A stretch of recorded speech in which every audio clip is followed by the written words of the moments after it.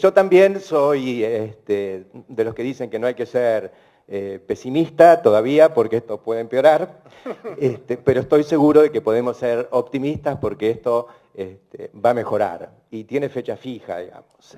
Me parece que ese es un elemento que está. Hay otras cosas que nos preocupan un poco. Ayer estuvo Massa, creo que todos sabemos quién es Massa, pero no sabemos mucho qué piensa. Pero bueno, está a favor de las retenciones móviles, por ejemplo. Entonces uno tiembla un poquito. Pero creo que todo eso va a cambiar y se va a ir acomodando el discurso a medida que nosotros seamos hábiles para seguir penetrando en el imaginario colectivo. Me parece que lo primero que tenemos que ver es dónde estábamos parados cuando surgió todo este experimento, digamos. Nosotros estábamos, y coincide, me gusta la palabra experimento, yo la uso, vos la usás y la tomé para esta presentación. Estábamos atravesando la segunda revolución de las Pampas, ¿no es cierto? La primera fue la de la conquista territorial hace 140 años, la actual es la de la conquista tecnológica, que yo creo que se va amasando en los años 70 y 80, se lanza en los 90 con enormes dificultades en el marco de la convertibilidad, que fue muy detrimental para el sector, pero tuvo una virtud muy importante, que fue que 1 a 1 significaba el mismo dólar para comprar que para vender. Y eso significó para un sector que siempre tenía un dólar para todo lo que compraba y uno que era la mitad para todo lo que vendía, y eso era un factor eminentemente antitecnológico. O sea, la forma de producir en esas condiciones es no gastar, no invertir. Entonces la producción era extensiva, era a base de tierra. En la medida en que se abarató la tecnología gracias al mismo dólar para todo, se acelera o se puede empezar a implementar algo que se venía ya amasando. Y hay una irrupción muy fuerte y un acortamiento de la brecha tecnológica entre lo que hacía el primer mundo, o los países con economía desarrollada, que son también países con agrodesarrollado, y lo que pudimos hacer nosotros. Entonces hay un catch-up tecnológico que va a tener una enorme repercusión en los agronegocios en general. Y entre otras cosas en el precio de la tierra. Es uno de los factores que hace que la tierra de pronto empiece a ser una inversión más atractiva. El segundo es lo que pasa con los precios. Y los precios entran en una dinámica muy diferente a partir de un cambio que yo creo que no nos dimos cuenta y que de pronto nos explota en las manos, ¿no? Hasta que llegó el experimento K, que consiste en frenar un sector y ver qué sucede. Bueno, está eclosionando. Está dando resultados. Hace 5 años que el sector está estancado en los grandes números. Este año inventamos, hace 15 días, la cosecha de 32 millones de toneladas de maíz. Ayer el Departamento de Agricultura de Estados Unidos insistió en que son 27 y la bolsa dice que son 25 y media, 26. Pero bueno, ¿sabe qué pasó como consecuencia de esto? Ayer abrieron 3 millones de toneladas de maíz, que no sabemos si están o si no están. Pero bienvenida a la apertura.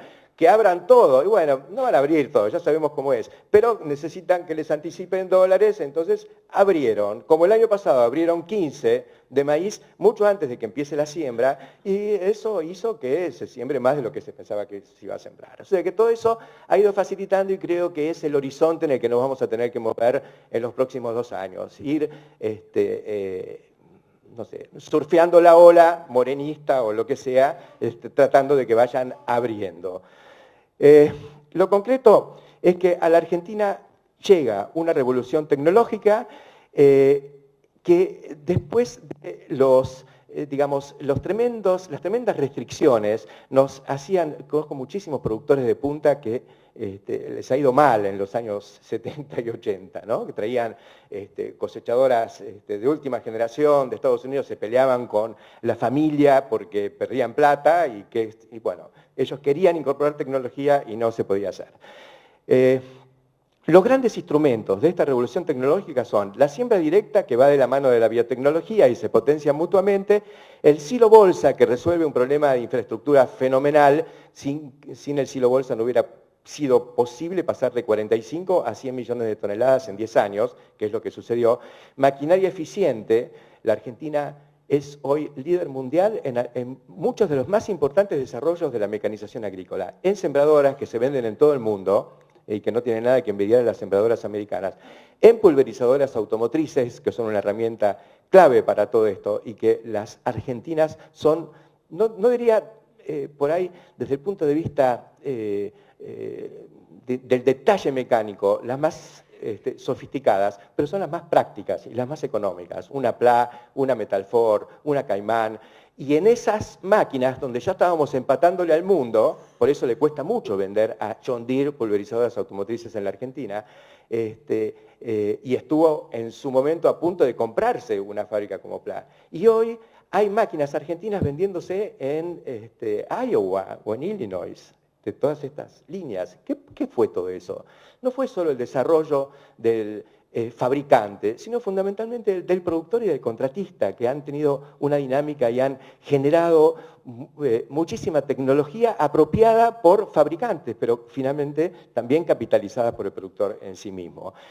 Esta tecnología, vinculada a tecnologías de administración y creación de nuevas formas organizativas, es lo que han convertido a la agricultura argentina en la más eficiente del mundo. Los sistemas de contratos y contratistas que dieron lugar o facilitaron la gestión de los pools, de los fondos agrícolas, las empresas agropecuarias, y la consolidación de grandes clústeres a partir de que esta competitividad en la base convocó inversiones en la, digamos, cascada de valor antes y después de la producción tranqueras adentro, ¿no?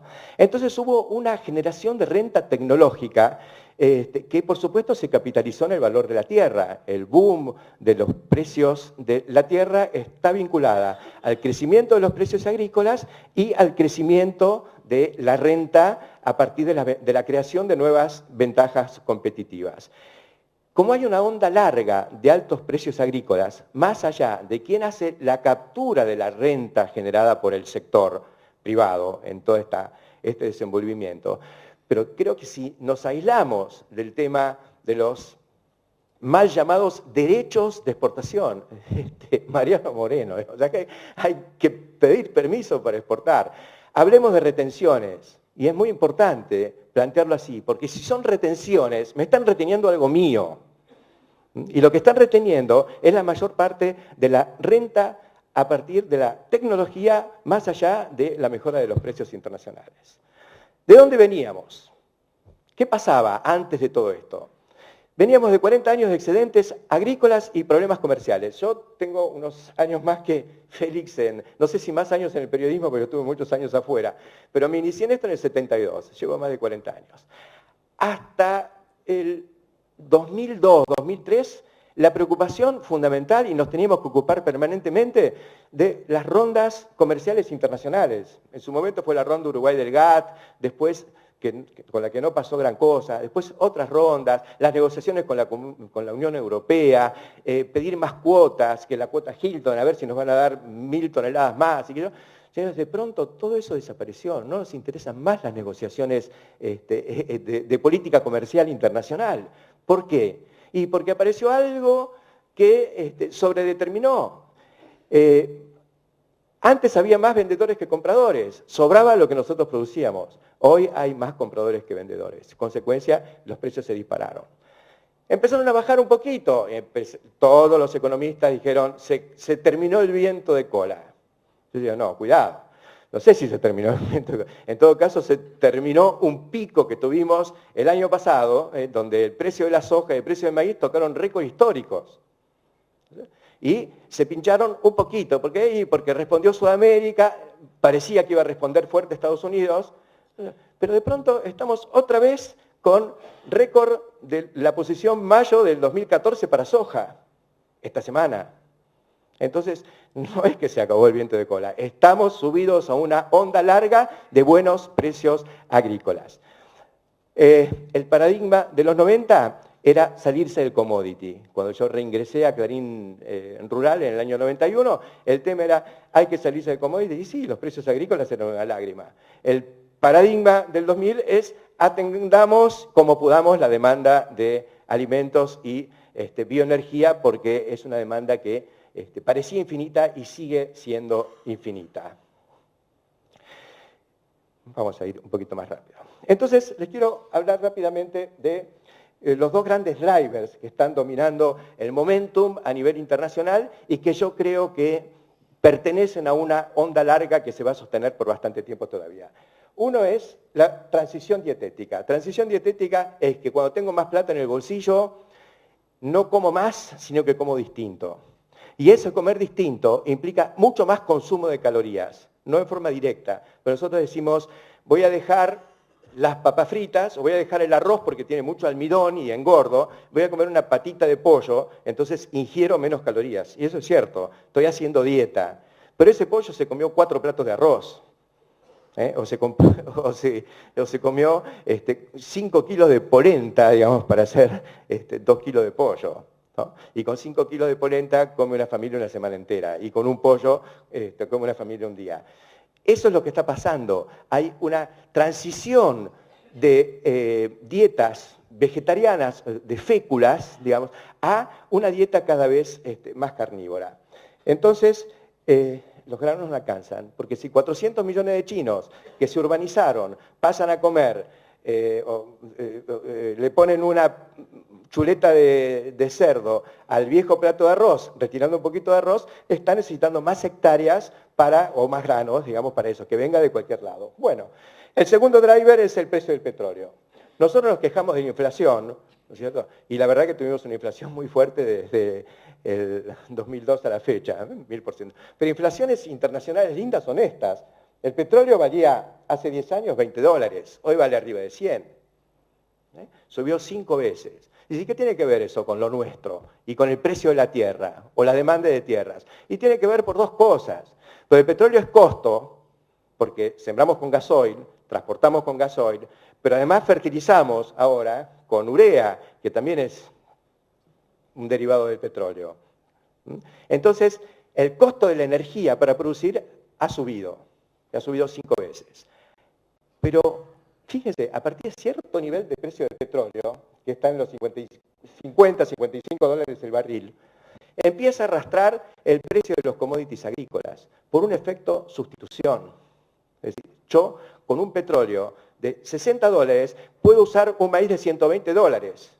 Y con un petróleo de 100 dólares, el maíz me aguanta hasta 200 dólares para ser convertido en etanol.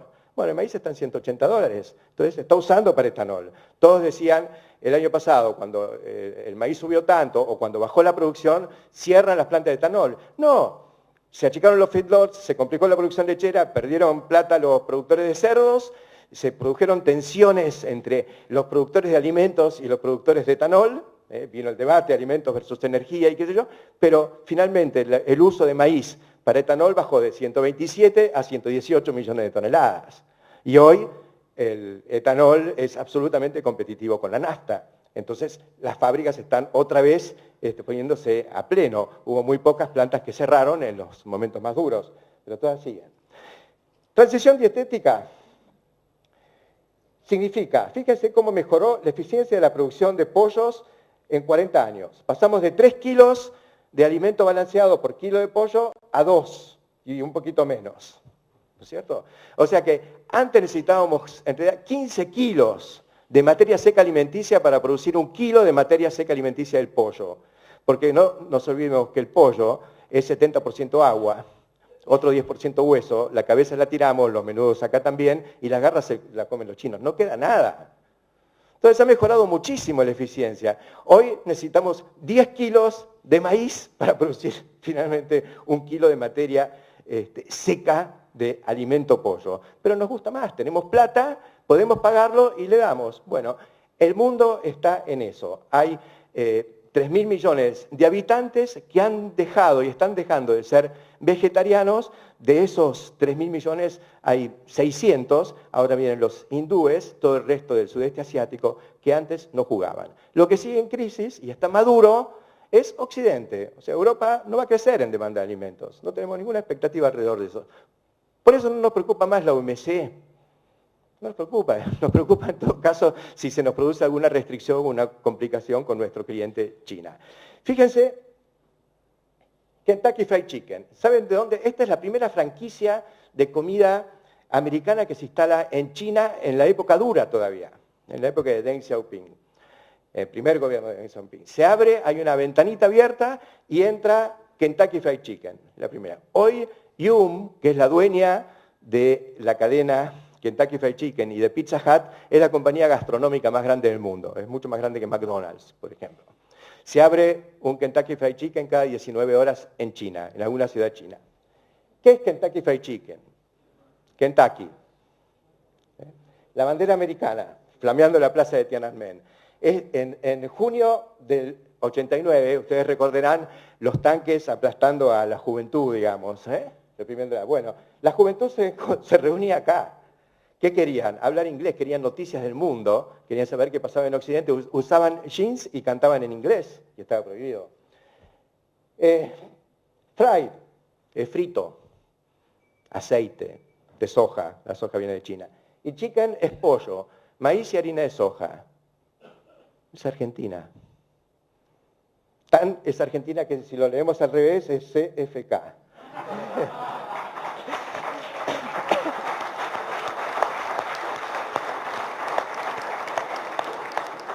Si miran estos chiquitos chinos, lo que se comieron, el segundo se comió todo, ¿no? Ay, perdón. Y este de acá se está comiendo lo que había arriba del arroz. Estos chicos son la segunda generación de hijos únicos. No es un tema menor. Estos chicos no solo no tienen hermanos, sino que no tienen tíos. Tienen 4 abuelos, 2 padres y ellos. Los llaman los pequeños emperadores. Díganle a estos chicos que ahora somos un poco más pobres, no vamos a poder comer la patita de pollo, van a tener que comer el arroz solo. Minga, estos chicos ya mordieron el veneno de la carne, proteínas animales, en eso están. Y no solo los chicos, sino algunos ancianos también. Esta señora está muy entretenida con su patita de pollo. Los chanchos del mundo están en China. Fíjense, comparen la densidad de cerdos de China con la de Iowa o la del norte de Europa. Ahí es donde está. Hace 40 años, los alimentos balanceados usaban como fuente de proteína la harina de pescado. No hay más. Todo este proceso de transición dietética, de comer más proteínas animales, se apoyó en el desarrollo de la soja. La soja dio la posibilidad. Porque para alimentar cualquier ser vivo, todo bicho que camine y va para el asador, se necesita una fuente de energía que viene del maíz o el sorgo, de los granos forrajeros, y una fuente de proteína que antes era la harina de pescado y ahora es la soja. ¿Qué hizo la Argentina? Maíz y soja. Fíjense, yo fui a China en el año 98. Hacía 2 años que habíamos liberado la soja RR en la Argentina. Se venía un aluvión de soja, todos lo sabíamos, porque íbamos a poder sembrar con siembra directa en el oeste, con Gramón, Alepo y todo eso. Bueno, fue lo que pasó. Hubo una sojización fenomenal, buenísima. Domamos campo gracias a la soja RR con siembra directa. Proceso sustentable, por supuesto. Y ganamos productividad porque desplazamos campo natural o praderas engramonadas de muy baja productividad ganadera en aquel momento. O sea que hicimos todo este proceso. ¿Qué pasó? La duda, ¿a quién le vamos a vender toda la soja que se viene? Vamos a China, me acuerdo que fui con Jorge Castro, que era secretario estratégico de la presidencia, de Menem, y volvimos con la cola entre las patas. Hacía 2 años que habían empezado a importar algo de soja, pero nos dijeron, no pegamos un par de cosechas, el año que viene ya nos autoabastecemos. Bueno, miren lo que pasó a partir de entonces con las importaciones de soja y sus derivados. Después descubrimos que el señor con el que hablamos se llamaba Moreno.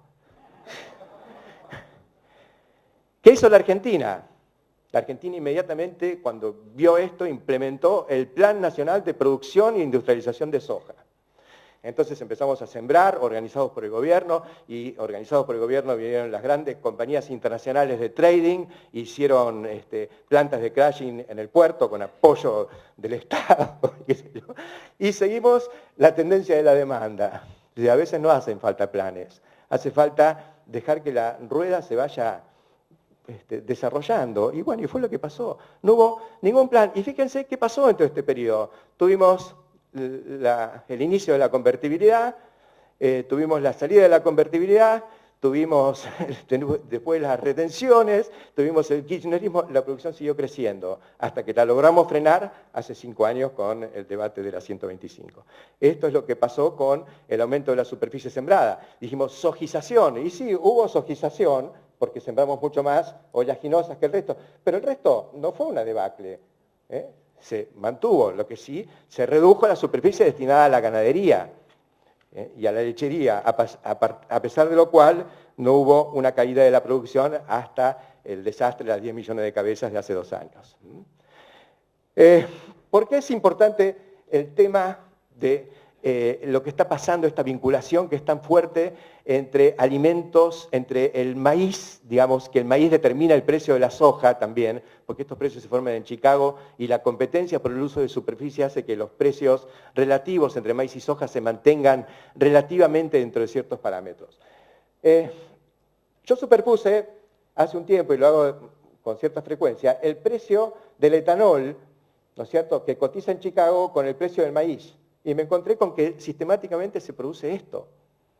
Hay una superposición, van juntos, van par y paso, dirían los economistas. Ahora, el precio del etanol, ¿de quién depende? Y depende, compite con la nafta, así que depende del precio de la nafta, y la nafta depende del precio del petróleo. En consecuencia, uno podría pensar que el precio del maíz y en consecuencia el precio de la soja dependen del precio del petróleo. Y miren, van juntos. Entonces, si vamos a pensar que se terminó el viento de cola, tendríamos que pensar que bueno, entonces van a desaparecer nuestros problemas con la importación de energía, porque el petróleo va a bajar y finalmente, antes de que tengamos ya gas, se va a aliviar el problema que tienen De Vido y Moreno y Kicillof, etcétera, con la cuestión de la energía. No. La energía va a ser cara. El problema de la Argentina fue que se olvidó de su sector energético, hizo una apuesta mala y hoy tiene que importar energía cara en un marco de precio de los granos caros, pero no alcanza. Fíjense, gracias a nuestra planificación estratégica, hicimos exactamente lo que hizo Estados Unidos. ¿Qué productos crecen de los productos agrícolas? Y esto es interesante para las inmobiliarias, para que sepan a dónde están las oportunidades y dónde siguen estando en materia de, bueno, cuáles son los campos, las tierras que van a ser interesantes. Bueno, lo que crece es lo que tiene que ver con la transición dietética y los biocombustibles. Soja, 24% anual, 24% entre el 90 y el 94 y el 2005-2009, y maíz para grano, 14%. Todo lo demás, heno, arroz, trigo, cebada, sorgo, maíz para silo, algodón, maní, otros frijoles, digamos, o poroto y demás, papa, remolacha azucarera, todo para abajo. ¿Acertamos o no? Los 2 productos que más crecieron en la Argentina son los más dinámicos en la escena internacional y los que más crecen en Estados Unidos. Sin plan, con todo en contra, nos hemos alineado con la demanda. A mí me parece que eso es como para ser muy optimistas, es muy aleccionador. Mientras tanto, con todo en contra, desarrollamos un enorme clúster sojero que termina con un gran polo de biodiesel, el más moderno y más grande del mundo, dedicado al consumo interno y la exportación, al que también el experimento acá está tratando de destruir. Ahora no, porque se dieron cuenta que es más inteligente usar el biodiesel en el mercado interno antes que importar gasoil, pero esto lo hacen después de haber bajado el precio interno y haber trabado las exportaciones duplicando los derechos de exportación. Pero mientras tanto se creó una capacidad instalada de 3 millones de metros cúbicos de biodiesel, hay nuevas inversiones, algunas paradas, pero casi todas avanzando, y hoy nos hemos convertido en potencia mundial de esto, tanto que Europa está haciendo lo imposible y ha metido toda clase de restricciones para nuestras exportaciones. Esto fue, y puse año 99, final del gobierno anterior, 2004, 2009, 2012. Este fue el crecimiento de nuestra capacidad de procesamiento de oleaginosas en la Argentina. Se triplicó en estos 14 o 15 años, con todo esto en contra. Y ahora viene la era del etanol. El año pasado se inauguró la primera planta de etanol de cereales, por un grupo de productores en Río Cuarto, que es Bio 4, que ya se convirtió, hay 24, 25 accionistas, casi todos productores agropecuarios, se convirtieron en los mayores oferentes de etanol para el 5% de corte que ya se alcanzó en la Argentina. Es decir, ya se está moliendo suficiente etanol como para sustituir al 5% de la nafta. Hace 2 meses se inauguró la segunda planta en Alejandro Roca, que es un joint venture entre Aceitera General Dehesa y Bunge. Y acá está construyendo una planta monstruosa en Villa María. En un radio, digamos, de 100 kilómetros hay 3 plantas que se van a masticar 1 millón de toneladas de maíz en la provincia de Córdoba. Y no sabemos mucho de eso. Y toda inversión bajo riesgo y agarrada de un piolín, porque depende en buena medida de que el señor Kicillof decrete que esta es digamos, un negocio maduro que no necesita más apoyo. Este es Manuel Ron, productor agropecuario, ex asesor CREA, que hoy es el presidente y CEO de Bio 4. Estas son las cosas que pasan en la Argentina. Entonces, cuando hablamos de estancamiento, yo digo, sí, hay estancamiento, es cierto, pero yo veo a este estancamiento como relativo, porque están pasando estas cosas en el interior. Se habla de pérdida de oportunidades, sí, hemos dejado pasar un poquito de tiempo, pero va a haber una captura muy, muy fuerte en la medida en que el escenario internacional se mantenga, y yo creo que se va a mantener. Me parece que hay una renta tecnológica que tiene que volver al sector y hay que buscar los mecanismos para que eso sea comprendido por el conjunto de la sociedad. Hoy Juan Yach lanzó una vez más, porque lo vengo escuchando, una idea que creo que todos compartimos, que es que al Estado seguramente no se lo puede desfinanciar, las retenciones van a tener que seguir. Él proponía que se las convierta en un anticipo del impuesto a las ganancias. Creo que Labaña y otros economistas, Redrado y otros economistas que van a rodear a lo que viene, están compartiendo un poco esa idea, y me parece que la tarea del sector es profundizar por ese camino. Buscar una ecualización del sector agropecuario respecto al resto de los actores económicos y terminar con esta discriminación basada en ideología y en ideologías que han demostrado su fracaso. El experimento acá frenó al agro y le está explotando las manos. La mesa de los argentinos no está siendo bien atendida, el trigo de $450 en Argentina es el más caro del mundo, la carne a $3 el kilo vivo hace 3 años, ahora se fue erosionando por el atraso cambiario, también en su momento fue la carne más cara de América, incluso más cara que en Estados Unidos, y todo eso no hace más que demostrar que este experimento fracasó. Ya es lo viejo, ya tenemos que empezar a pensar y a ver la luz al final del túnel, como siento que la estamos viendo todos los que estamos en este ámbito que ha sido hoy tan rico. Muchas gracias y entonces los dejo para el...